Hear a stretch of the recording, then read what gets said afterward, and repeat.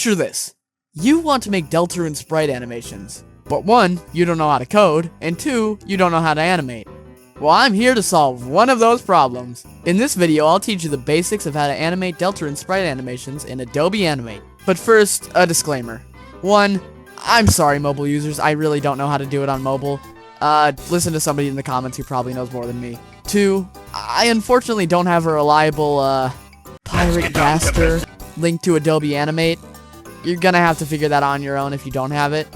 Or buy it, but don't do that. And 3, if you're really going for accuracy here, I would just take the time to learn how to code. This is more for people who've just gotten Adobe Animate and want to learn how to do Deltarune stuff in it. With that out of the way, let's go on to what you'll need for this. Firstly, you're gonna need a working PC. Duh. Secondly, you're gonna need a copy of Adobe Animate. And thirdly, you're gonna want to have open the Spiders resource and the Undertale/Deltarune text box generator. With that all out of the way, it's time for the actual tutorial. Okay, so very first thing you're going to want to do starting out, or at least the first thing I do, is I resize my file to 640 by 480. And this is because this is the native resolution of Deltarune. Of course, if you don't want the native resolution of Deltarune to be in your animation, then you can size it to whatever you want. It doesn't really matter in the end. It's not like it'll affect too much. But yeah, that's what I do. And then you hit create, and boom, we have a canvas that's the same size as Deltarune. Okay, so I've come up with a few little assignments here that we'll go over. Go over how to make a character move, and for now we'll just do down, but this applies to any direction. We'll learn how to get a character to pose and then unpose. We'll get a character to like bounce or do like fluid movements, and then I'll just teach whatever else is there. So let's say we wanted Kris for this animation. So first thing we're gonna do is go to the spiders.com/pc_computer/Deltarune, because this is where you're going to find all your sprites. They have pretty much everything. They haven't updated this. This is like a time capsule because they have not added Flower Castle yet. Or a lot of it actually. Anyways, if you want Kris, we'll simply go to this is also a thing you're gonna have to learn. Like all the very basic animations that Kris does will most likely be in chapters 1 and 2, like the chapter 1 and 2 category, and that applies to every other character because, well, they needed the most basic movements for Kris in this chapter because it's the first chapter. They need the basics. So stuff like the basic walking animations, fighting stuff, falling, the very basic Kris animations without any of the DLC, if you know what I'm saying. And what we'll do is we'll drag that into ignore that. We'll drag that into a sprite, and we'll zoom into where we want to do. So find the animation that you want, all 4 frames of it, or however many frames there are. Grab it. Then you can do this one of 2 ways, and I'm only going to demonstrate one of them, but I'll explain the second one afterwards. So what I usually do is I paste in center, move it over to where I want it approximately, convert to symbol. Now make sure it's a graphic, and I know you're supposed to name them. I don't usually name my animations because I make shorter ones. And then you go in, you click, zoom in, modify. This is very important. Go to modify, bitmap, trace bitmap, and then make sure you have my exact settings right here, because this is how we're gonna make it look not all blurry like that. There's also another way you can do this, but I also prefer this because it turns it into a like editable thing that you can use, which is very useful. So we'll just do that, and wow, they're all nice and they're clean looking. And then you delete the margins like you're cutting up a piece of cake. I don't know. New keyframe. If you don't know how to add a keyframe, that's the added keyframe. There's 3 different kinds of keyframes. This just adds on to whatever's already there. This allows for you to make an action, and then this clears everything. But we'll just make one where there's a new action. So we'll select the next frame and then the previous ones, drag it over on top of, make sure it's perfectly on top of, and then next one, and then final one. This one's always tricky because it doesn't like aligning it very well, but I think we got it. And there you go. If you look at the very first frame and all that, it is Kris' walking animation. It just looks like not very good. So we'll go through each frame and we'll cut out the excess. And then we'll cut out all the purple. If you watch some of my animations, you'll see that there's some purple left in sometimes because I forget to get just little pixels like that up there. That is barely noticeable, but it's enough where, yeah, it can be left in sometimes. So you want to make sure you got everything. And then once we have that, you can play it in. Uh-oh, Kris is walking way too fast. What we're gonna do is we're gonna add just a regular frame. I do usually like 3 for like walking, just regular walking. That's about enough. Make sure the pivot point is set to the middle. You can scale it correctly. Let's zoom out. Wow, Kris is way too small. So let's go in here into properties and then object. And make sure this lock icon is locked, because that allows us to shift this over and Kris stays at a consistent size. And that means we won't have like this going on where we're scaling and Kris is way too wide. And yeah, it doesn't work very good. Okay, so now we have Kris where we want them to start. And actually, another thing that I forgot to mention. If I tried to just do this, try to make them walk, just them walk, because everything's on the same layer, it's going to shift over. It's not going to look good. It's not going to work. So what you're going to do there, instead is you're going to make a new layer, cut out Kris, and then repaste Kris. And now you can do your little animation. And we'll take that long for Kris to go from there to there. And you're probably always going to need to adjust this. Like, this probably is too fast. Yeah, it's probably a little too fast. And yeah, but Kris does walk from there to there. And yeah, I did mention, but this is a tween. This is just how the computer makes things go from A to B. There's a bunch of different kinds of tweens you can do over in this panel. Ease out, which just is like a burst, and it slows down. Ease in, which is basically the opposite. It's very slow at the start, and then it ramps up. And then ease in out, which is probably the only kind you'd want to do for a walking animation. Even though that's a little intense. But we'll just have classic ease, which is just straight A to B, no bullshit, no bullshit. But you'll realize after a few frames, Kris is continuing to walk after the animation is finished, and that's not what we want at all. So what we'll do there is we'll click on the frame where we want Kris to stop, go into object, and at the bottom here at looping, you're gonna want to set this, play single frame for the graphic.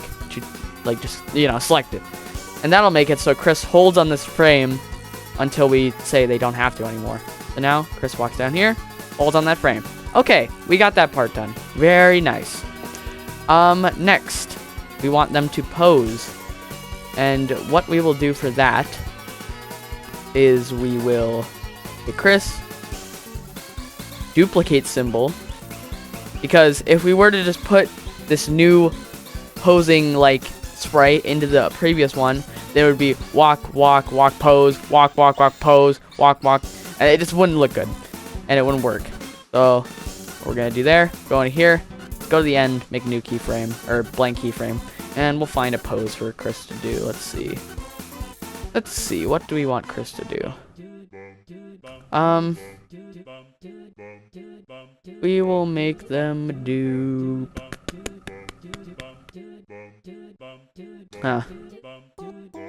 We'll make them prepare.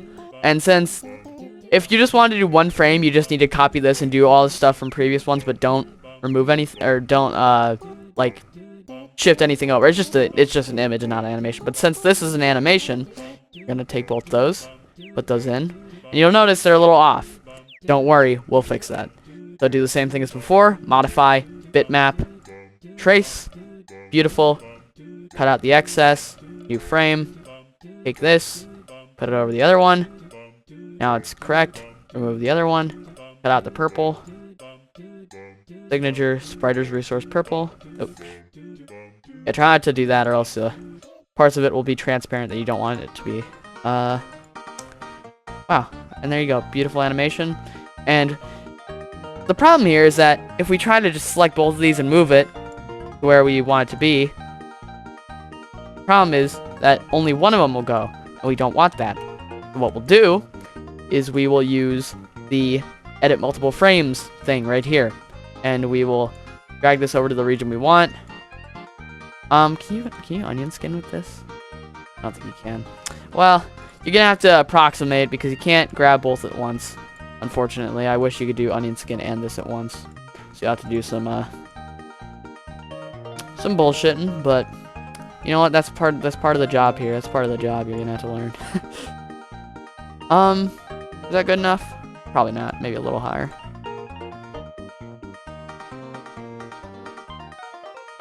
Yeah, that's good. Okay, and then we'll remove all the other walking frames that we don't need anymore. And maybe change the animation to be a bit longer. And, oh no! Kris is gone! Oh no!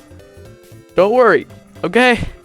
What happens is that since we previously ended on a frame, or held on a frame that now doesn't exist because the animation is shorter, that frame doesn't exist. So it's like, okay, I guess I'm just gonna do nothing. So you just go into object and you select looping, set to 0, and now Kris walks down, stops, poses. Wow. And here is another thing I'm going to teach you in the meantime, which technically falls under the bounce category. So what if we want more of a transition between standing and the about to point pose? Well, we could do something... I guess we could do something like this, where we kind of shift them over for a few frames, and then classic tween that, and then change the classic to an out, and probably make it like a court or something. And then they kind of like move. They don't just like do that. They move. But you could also do, if you wanted to be a bit more accurate to Deltarune itself, you could do select the amount of frames you want Kris to shake. You know that shaking animation that they do sometimes when they like impact the ground or something? You're gonna want to go to commands, run command, and I'll link this in the description. It's called Shaker 2, and what it does is it shakes the whatever sprite you're highlighting. So we'll do 5. This is how many pixels it moves, the shake amplitude, motion. You're gonna want to do oscillate. I don't know if I'm pronouncing that right, but you're gonna want to do oscillate because that looks more accurate to Deltarune. If you do random, it's not gonna look as good. Speed frames 1. Keep that at 1 if you're doing slowly. I'll show you another use for this, and then fade out, and then watch that. It's like Deltarune. Another thing I also forgot to mention, I'm forgetting to mention a lot. If you want it to be as accurate as possible, you're going to want to set the FPS over here to 30, or do it when you're beginning to make it, because that is Deltarune's native FPS. So that looks a bit more accurate to the thing. So yeah, we have that. What else? Am I forgetting to mention something? We'll do some random doohickeys. We'll do... Think about it. If Kris wanted to levitate suddenly, if we wanted Kris to levitate, grab these frames, and by highlighting these frames and adding all these frames and then adding frames, it actually adds the amount that you're highlighting instead of just adding 1. So it'll add like 10 or however many is here instead of just 1, which is very useful. And we'll do that. We'll highlight Kris here, and we want to make Kris float or look like they're floating. So what we'll do is instead of X, we'll do Y. We'll do 6 on Y, oscillate, and set the speed to like 16, and then don't fade out. This just makes it a lot slower. So now it looks like Kris is doing like the night hover, or something approximately like it, which is pretty cool. And I think that's about the basics of how to get that started. For backgrounds, we'll do that real quick. For backgrounds, you just want to go back to Spider's resource and go to Deltarune, and we'll put Kris, I don't know, in the green room, because I don't know, shoot. The thing about Spider's resource is that they organize it by tile sets and not rooms. Except for, actually, they don't do it in here because these don't need tile sets. So we'll put them in. We'll put Kris in hometown somewhere. We'll put them in Flower King. Take that, copy it, Make sure it's on a layer below. Do that. Modify. Trace bitmap. This one might take a bit longer because a bit more colors. Object. Scale it up. Ignore the fact that Kris is like hanging out in the corner of the room for some reason. But yeah, apart, you're gonna have to like mess with it to get it to be perfectly right. But now you have a pretty accurate Deltarune looking cutscene without having to do a single line of code, which is why I did it this way. But you might be asking, how do we do text? And that is the next part. So, you're going to want to go to this website, www. I don't want to mispronounce it, but it's a very useful website. Thank you for the person who made this. It has been pretty much the only way I've been able to make like text boxes in my animations for the longest time. And they just recently updated it too. So, what we're going to want to do, since Kris is in the light world, although I guess they're in their dark world thing, whatever. We'll use the dark world box. This is where you pick the box. It could be Undertale, Deltarune, even Earthbound. Crazy. And then we pick Deltarune. This is not an official Kris sprite, but whatever. We'll just use the dark world version of it. No expressions either. Make sure that if you're in the dark world, make sure the text style is set to dark world, so it has that little blue, like, I don't know, thing under it, highlight. You're gonna want to do animated GIF, no margin, and then size big, because the thing with this is, you know how we did the trace bitmap to make them look all smooth? Well, the thing is, this has so many frames that doing that is just gonna take so much time that we just can't. So just making the GIF as big as possible, so it looks the crispest, is probably the only way you're gonna be able to do that. And we'll make Kris say, "Hey, I'm Kris. What's up?" Wow, beautiful. And then we download that.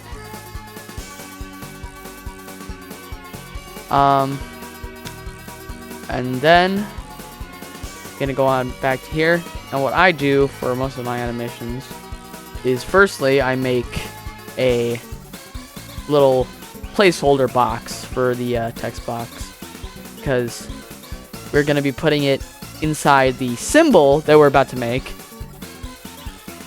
It's a little confusing, but you'll get used to it over time. And then so we just drag this in, and wow, it's all here. But you're going to notice it's a little too big. We'll just remove that first placeholder frame, put it back in here, and we'll do the thing we do with all the scaling. We'll scale it down until it's approximately right. What you might want to do is get a like screenshot of Deltarune itself and use it as a reference for how big this should be. I've done this for so long, I just have it done by memory, but sometimes text boxes are just way too big in some animations. But hey, if we set that to only play once,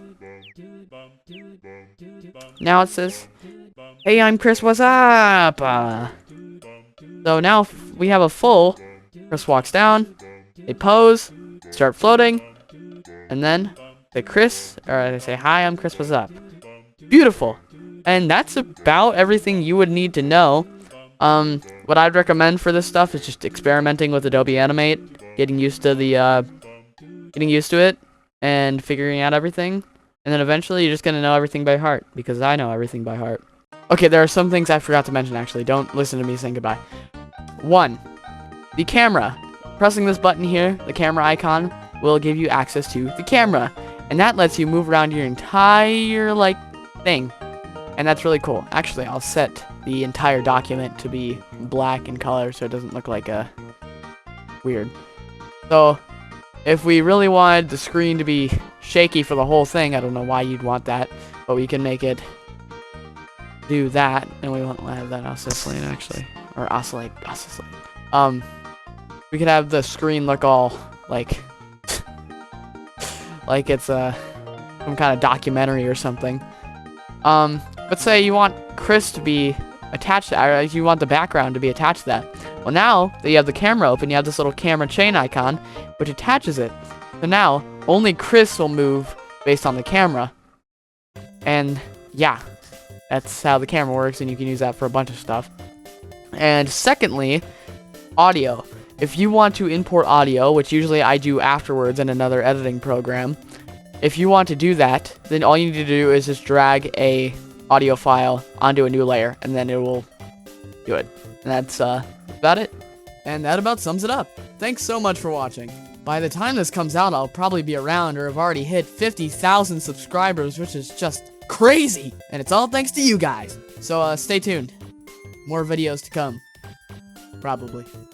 He was whipping up shit in a kettle. But boiling shit. Actual shit, like boiling poo. In a kettle. Bro, the smell. Mate, the smell. He was boiling shit.